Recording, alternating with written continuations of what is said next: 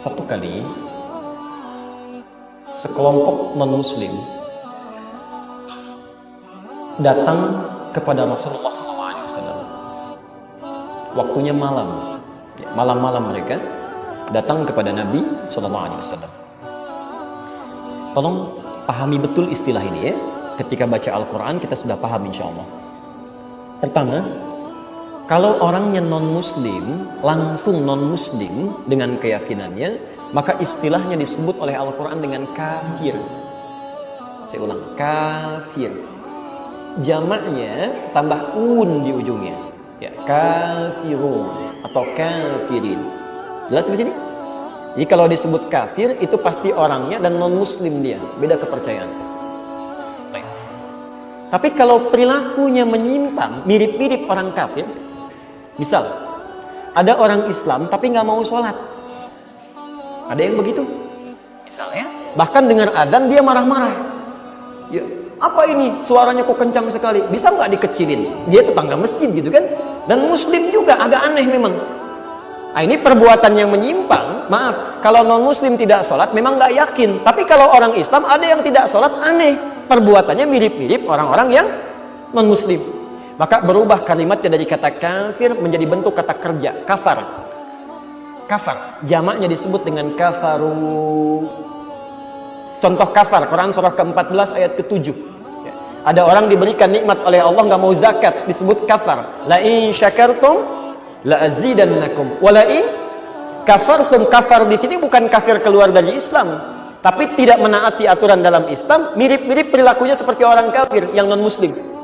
Dosanya cukup besar di sini. Kamu kalau non muslim kaya nggak mau zakat, memang nggak beriman. Tapi kalau kamu kaya nggak mau zakat, apa bedanya kamu dengan dia? Gitulah kurang lebih. Jamaknya kafaru, Quran surah kedua ayat ke-6, posisi paling kanan sebelah atas. Innal ladzina kafaru sawa'un 'alaihim a anzartahum am lam tunzirhum la yu'minun. Hati-hati ya. Kalau ada orang yang sudah masuk Islam, dinasihati susah, dengar adzan marah-marah, diajak ta'lim kemudian malah ngajak berdebat. Kalau nanti saat meninggal dunia, amal salahnya banyak, amal solehnya sedikit, dia dijanjikan oleh Allah masuk langsung ke dalam neraka. Walaupun nerakanya agak ringan, tapi seringan-ringannya neraka itu ada di Quran surah keempat ayat 56. Posisi paling kanan sebelah atas. Lihat kalimatnya. Innal ladzina kafaru, kafar bukan kafirin. Innal ladzina kafaru, sungguh orang-orang yang susah diatur itu selama hidupnya, walaupun dia mengaku muslim, susah dia sehingga amal salahnya banyak, amal solehnya tidak ada. Misal, lihat kalimatnya. Innal ladzina kafaru bi ayatina saufa nuslihim nara. Di akhirat nanti kami akan tarik ubun-ubunnya, kami celupkan ke dalam neraka. Itu siksa yang paling ringan. Pernah bikin teh celup, Bu? Halo? Bikin teh celup? Kan teh celup itu masukin begini, angkat begini, kan?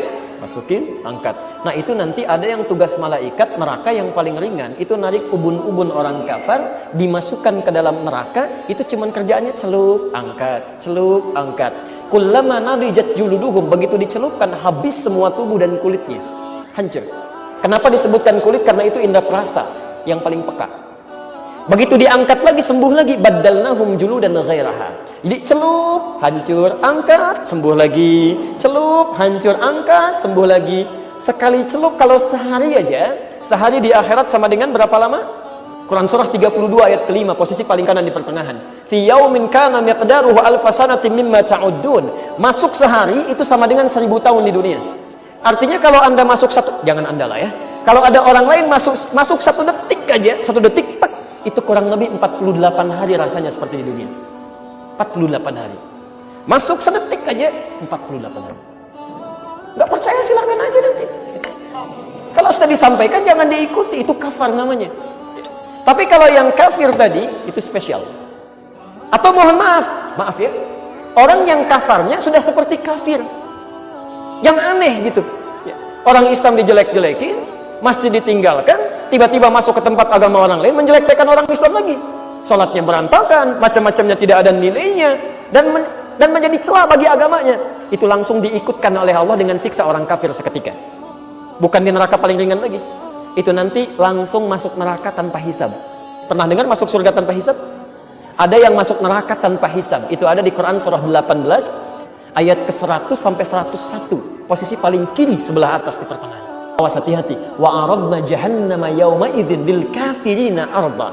Kami akan tampilkan neraka jahanam saat di akhirat nanti bagi orang kafir sejelas-jelasnya. Itu belum masuk, masih hisab. Kalau dalam bahasa kita begini, saat sedang menegangkan luar biasa, ya, ada yang menerima kitab di kanan, ada di belakang punggungnya. Yang ini berkata, kita nanti bagaimana ya?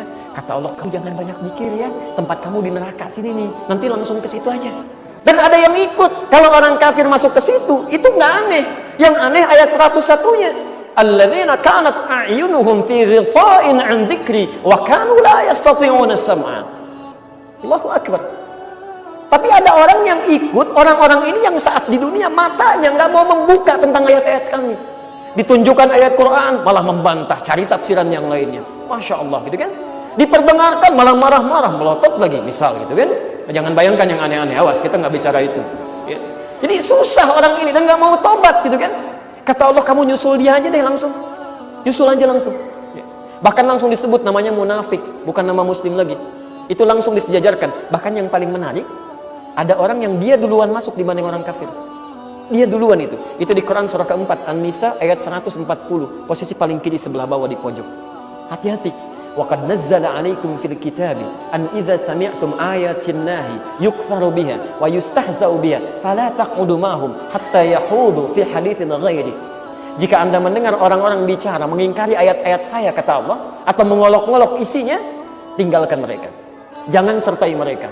Itu sebagai pengingat pada mereka supaya sadar kembali pada ketentuan yang benar. Tapi kalau nggak mau sadar, innakum idzam mithluhum. Kalau kalian ikuti nanti sama-sama seperti mereka juga. Ujungnya nggak sholat juga nantinya. Lihat ujung ayatnya. Orang seperti ini, innallaha jami'ul munafiqina wal kafirina fi jahannam jami'an. Kami akan satukan orang munafik seperti ini dengan orang kafir langsung semuanya di neraka jahannam. Dan yang paling menarik disebutkan munafik dulu sebelum kalimat kafirnya. Dalam bahasa Arab ada at-taqdim wa ta'khir.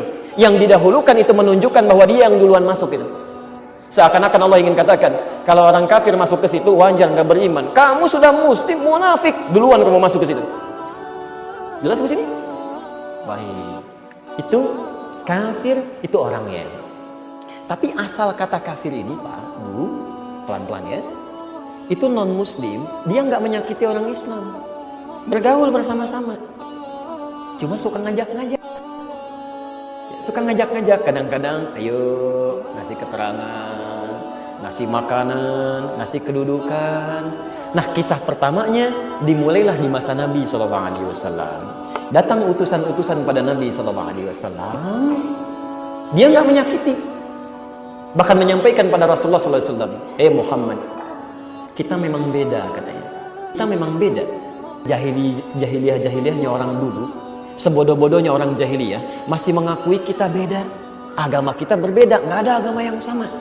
Sepintar-pintar orang sekarang bisa mengatakan semua agama itu sama.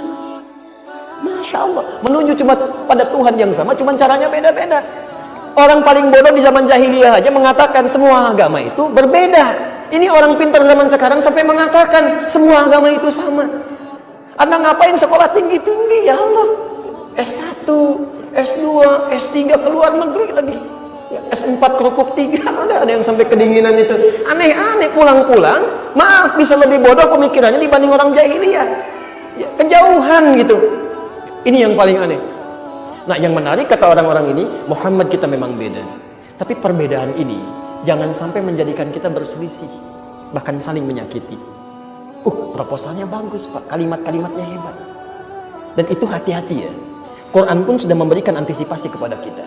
Dari sejak zaman dulu sampai kapanpun, kata Al-Quran, akan ada orang-orang yang kalau bicara kadang-kadang kata-katanya menarik gitu. Retorikanya cantik padahal isinya racun. Itu ada di Quran surah kedua Al-Baqarah ayat 204 sampai 207. Posisi paling kiri sebelah atas sampai ke tengah. Minan nasi may yu'jibuka qawluhu fil hayatid dunya wa yushidullaha ala ma fi qalbihi wa huwa aladdul khisam. Ya. Awas, dan di antara sebagian orang di Quran itu ada rumus ya. Kalau tidak disebutkan siapa orangnya, kapan kejadiannya, artinya itu akan terjadi di setiap masa. Sekarang pun akan ditemukan. Dan di antara sebagian manusia, ada orang-orang yang kalau bicara kata Al-Quran, kata-katanya begitu menarik. Retorikanya cantik, terlebih dalam urusan dunia. Kadang-kadang bawa dalil gitu. Wa yushhidullaha ala ma fi qalbi. Dia mengambil kalimat Allah itu. Ayat Quran kadang dipotong, hadis-hadis dipelesetkan, gitu kan? Tapi kalau diingatkan susah. Kata Allah, wa huwa aladdul khisam. Itu musuh yang paling berbahaya. Itu musuh yang paling berbahaya. Teman-teman sekalian, datang utusan ini berkata pada Nabi Muhammad, kita memang beda, tapi jangan sampai perbedaan ini menjadikan kita berselisih. Kita gantian sajalah. Hari ini kami datang untuk menyembah Tuhan kamu. Malam datangnya.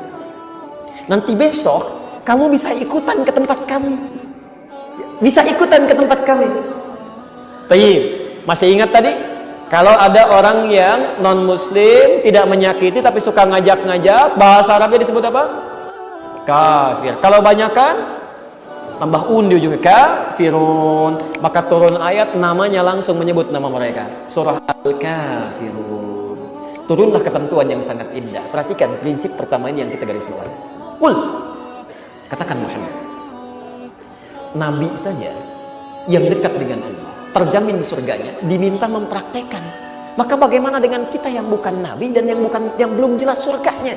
Harus lebih daripada itu. Lihat firman Allah, qul, katakan Muhammad, ya ayyuhal kafirun, hei orang-orang yang beda akidah denganku, la a'budu ma ta'budun. Sampai kapanpun, bentuknya mudhari, present, continuous, future. Sampai kapanpun, entah itu sekarang, nanti, atau di masa yang akan datang pada zaman umatku hidup, la a'budu ma ta'budun. Tidak akan pernah aku menyembah apa yang kalian sembah itu. Menariknya, kalimatnya menggunakan bentuk tunggal, kata gantinya saya. Jadi prinsip dalam akidah itu, maaf, bukan cuma komunal. Setiap kita mesti punya prinsip. Awas, hati-hati, setiap diri kita, karena tidak akan ditanya masalah keluarga, yang ditanya diri kita. Oh, jadi jangan sampai misalnya, mohon maaf ya, ada orang tuanya begini, anaknya ikutan begitu, kerabatnya ikutan begini. Tidak, setiap kita masing-masing akan ditanya oleh Allah. La a'budu ma ta'budun. Saya tidak akan pernah menyembah apa yang kalian sembah. Ini yang paling indah. Wala antum abiduna ma a'bud. Dan kalian pun gak perlu repot menyembah yang saya sembah. Aturan toleransi yang indah. Satu, baru muncul aturan dalam Islam. Perhatikan dengan makna tadi. La a'budu ma ta'budun. Aturan Islam pertama terkait dengan toleransi, kita tidak diperkenankan, tidak boleh ikut-ikutan bud, diartikan dengan menyembah. Hanya menyembah itu ibadah namanya. Tapi kalau sudah bentuknya progresif, kata kerja, bukan cuma ibadahnya, tapi segala hal yang terkait dengan proses ibadahnya. Misal, maaf ya, saya ambil contoh dulu ya. Misal, ada salah satu umat ya di Indonesia ataupun di dunia yang ibadahnya misalkan punya tempat khusus ya, misal di hari kalau besok hari apa? Hari Ahad, mereka menyebut dengan minggu, nanti saya jelaskan kapan munculnya minggu ini. Misal mereka ibadah, aturan Islamnya indah. Pertama, bagi kita orang Islam, itu kata Al-Quran, tidak boleh ikut-ikutan prosesi penyembahan yang berlangsung di tempat mereka. Ya, hari apapun dan bagaimanapun cara ibadahnya. Yang menarik kalimatnya menggunakan kata kerja, bukan pada prosesnya saja. Ya, ingat, artinya apa? Semua proses yang terkait dengan ibadah ini, baik ikut ke tempat ibadahnya, baik kemudian misalnya ikut-ikutan dalam atributnya, baik itu kemudian misalnya ikut-ikutan menyediakan hal terkait ibadahnya. Kata Nabi, cukup bagi umat Islam, tidak boleh ikut-ikutan yang seperti itu. Jelas? Yang indah tidak sampai sini. Wala antum abiduna ma'abud. Anda pun nggak perlu repot ikut-ikutan kemudian pada proses ibadah kami. Jadi kalau kita punya misalnya Idul Fitri, misalnya kita ada Idul Fitri, Anda nggak usah repot-repot terkait dengan ibadah kami, biarkan kami aja. Nggak harus Anda juga mengenakan atribut kami, misal ikut-ikutan pakai peci, ikut-ikutan pakai sarung, ikut-ikutan misalnya bikin ketupat dan sebagainya. Kami nggak menginginkan itu. Jadi Anda nggak usah repot mikirin kami. Seperti kami pun tidak repot memikirkan Anda. Sampai ujungnya keluarlah kalimat itu. Perhatikan. Lakum dinukum. Allahu Akbar. Ini toleransi yang paling indah. Gak ada di muka bumi seperti ini kecuali di Islam. Waliyadin. Ini ada kasrahnya waliyadini. Ya, kemudian dihilangkan takhfif. Perhatikan. Lakum dinukum waliyadin. Untukmu apa yang kamu yakini dan aku apa yang aku yakini. Allahu Akbar. Toleransi paling hebat itu adalah zero tolerance. Selesai dalam urusan akidah. Dalam urusan ibadah kata Nabi kita masing-masing aja. Itu toleransi paling indah. Urusan ibadah, ingat ya, ini urusan ibadah. Awas hati-hati kalau ada teman-teman kita misalnya, walaupun dia bertetangga dengan kita, agamanya berbeda dengan kita. Misal, ada yang Kristen, ada yang Hindu, ada yang Buddha. Mereka mau ibadah, Anda nggak boleh ganggu. Nggak boleh. Hati-hati ya, jangan merusak mereka, jangan ganggu mereka. Awas, ketika ada seseorang mengganggu tanpa sebab sama sekali, itu sama dengan dia melanggar aturan Allah dalam Al-Quran. Dia bermaksiat. Biarkan aja. Ya, tanpa ada sebab yang jelas, kan? Biarkan aja. Tapi hati-hati, kita pun juga dilarang oleh Al-Quran untuk ikut-ikutan dalam proses itu. Jadi nggak usah repot. Aduh, di masjid banyak pencurian misalnya, kan terjadi. Sendal hilang, tas hilang, aneh sebetulnya. Kenapa bisa terjadi? Ya. Tapi kok laskarnya pada jagain tempat ibadah yang lain?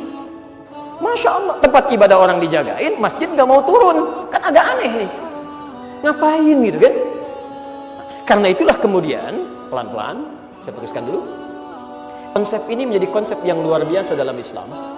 Diminta dipraktekkan, aturan pertama, gak boleh ganggu orang ibadah. Tapi juga jangan ikut-ikutan ke dalamnya. Anda ikutan, Anda pun melanggar. Konsep kedua, bagi non-muslim pun, tolong jangan repot-repot ngurus ibadah kami. Biarkan kami yang ibadah. Kalau ini bisa dipraktekkan dalam konteks kehidupan bermasyarakat, demi Allah saya katakan, indah kehidupan itu. Selesai. Maaf. Misal, mohon izin ya, sekarang bulan Desember itu ada Natalan misalnya.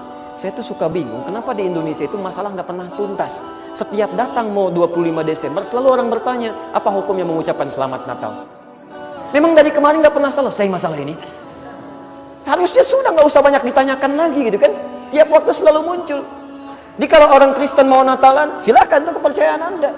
Tapi orang Islam juga tidak perlu GR, nggak harus bantu-bantu. Tidak harus pakai atribut, tidak harus kenakan macam-macam. Udah nggak usah ikutan. Seperti halnya saat Idul Fitri, kita juga tidak harus menuntut orang untuk ikut urusan kita. Jelas di sini? Itu yang paling indah. Kalau bisa dilakukan, maka damai kehidupan, tenang. Itu jaminan Allah, tenang, nyaman. Tapi kalau urusan kemanusiaan itu berbeda. Ya silahkan saling membantu, ya, saling menolong satu dengan yang lainnya. Saya beri contoh begini. Anda bertetangga dengan orang Kristen, sampingnya Buddha misalnya. Anda masak sayur, Masya Allah, kata Nabi, siapa yang memasak makanan kemudian tercium kepada tetangga baunya, maka dia diminta oleh Nabi untuk berbagi makanan dengan tetangganya, walaupun hanya sekedar, awas, baca hadisnya dengan total ya, itu kalau Anda masak kuahnya aja, bagi kuahnya. Tapi kalau Anda masak dengan daging-dagingnya, jangan pelit, Anda makan dagingnya, kuahnya bagi orang gitu kan. Ini sunnah Nabi, cari masalah. Awas, hati-hati ya, baca hadisnya dengan tulus ya, dengan dalam gitu. Itu kalau dalam urusan kehidupan berbagi Bu, Pak. Punya tetangga non-muslim, Anda masak sampai baunya, bagi dia, urusan dunia. Tapi urusan akhirat tidak, masing-masing ya, masing-masing ya. Itu kan konsep yang paling indah gitu ya. Awas teman-teman yang punya rumah makan Padang ya, rumah makan biasa itu, kena cium baunya, dapat tuh, paling enak tuh bertetangga dengan orang yang punya warung ya. Baik. Awas, dalam Islam tuh banyak Pak untuk urusan dunia. Buah, awas hati-hati, ibu nanam mangga, pohonnya tiba-tiba misalnya bersandar pada ranah tempat orang lain, ke rumah orang, buahnya kemudian melewati batas pagar Anda ke tempat orang lain, itu hak bersama. Jadi kalau tetangga Anda metik buahnya, Anda nggak boleh marah, karena dia tumbuh ke lahan orang lain. Itu indah dalam Islam itu. Tapi awas, tidak semua bisa dikiaskan ya, cuman buah. Kalau ayam tidak ya, ayam tetangga masuk ke rumah Anda, ini berarti bagian dari milik saya. Cari masalah itu. Lepaskan dulu sebentar ayatnya, setelah itu kita masuk pada kitab ini. Agak pelan-pelan sedikit ya. Tapi sampai sini, ini dari malam nih Pak, lobbynya nggak berhasil, ya, nggak berhasil. Fokus. Tadi suratnya surat apa? Fir'aun. Perhatikan, orangnya disebutkan nggak tadi di ayat itu? Orang. Kapan kejadiannya? Tidak disebutkan tanggalnya, cuman malam aja. Sekali lagi, rumus tafsirnya menyebutkan kalau ada kejadian dalam Al-Quran tidak disebutkan siapa spesifik orangnya, kapan kejadiannya, maka itu berpotensi terjadi lagi di berbagai masa yang berbeda dengan tokoh yang berbeda. Jadi kalau sekarang pun ada non-muslim yang ngajak-ngajak, nawarkan kedudukan, nawarkan sesuatu, jangan kaget, dulu juga sudah pernah ada. Cuman sayang mereka itu terlalu kesiangan. Bukan cuman kesiangan, kemalaman, kesorean, kepagian, ketinggalan jauh. Jadi Anda jangan perlu buang-buang waktu untuk mendengarkan itu. Car free day, carnya yang free, yang lainnya tidak, ya. Kadang bawa biskuit, kadang bawa buku, kadang macam-macam misalnya. Ketika dia datang, Anda sudah punya jawaban. Gak usah lama-lama didengerin. Maaf Pak, ya. Gak usah lama-lama lah, luangkan waktunya. Untuk Bapak punya Bapak, untuk saya punya saya. Ini sebentar begini. Enggak, Bapak kesiangan Pak, dulu sudah ada 15 abad yang lalu. Bapak terlanjur, terlambat datangnya. Kasih tahu tuh. Ini aja sederhana, ya, jelas. Tapi ternyata nggak putus asa. Besoknya itu golongan yang kedua. Golongan yang kedua, mereka tahu kebiasaan Nabi. Kalau Muhammad sebelum subuh itu pasti datang ke Ka'bah. Datang ke Ka'bah. Beliau kemudian ibadah, sholat, lantas mencium Hajar Aswad. Paling menarik, saat Nabi mencium Hajar Aswad itu, tiba-tiba datanglah seorang tokoh dari kalangan Quraisy. Ketika akan mencium, dicegah oleh dia. Kata orang-orang ini, Muhammad, saya tidak akan biarkan engkau mencium ini sebelum kau usap dulu nih berhala kita. Usap aja lah, pegang aja. Gak usah ibadah, pegang sebagai penghargaan lah, toleran dengan kita. Ya, akui aja, kan di sini juga ada kan kepercayaan yang harus kamu hargai. Kami nggak minta kamu nyembah seperti tadi malam. Sekarang cuman pegang aja lah sebagai penghormatan. Toh juga nggak ada apa-apanya. Setelah itu silahkan bebas, kamu cium itu Hajar Aswad, kamu ibadah, kami berikan kebebasan. Itu hampir-hampir saja Nabi SAW berkata dalam benaknya, di hatinya, bisa saja saya ingkari, kan cuma untuk taktik aja, pegang, setelah itu saya tinggalkan, ibadah saya bisa lepas, saya bisa berdakwah sekenanya. Tiba-tiba ketika suaranya dalam jiwanya ada kemelut seperti itu, turunlah wahyu di Quran surah 17 ayat 73 sampai 75 itu. Posisi paling kanan sebelah bawah. Wa in kanu la yaftinunaka 'anil ladzi awhayna ilaik litaftari 'alaina ghairah.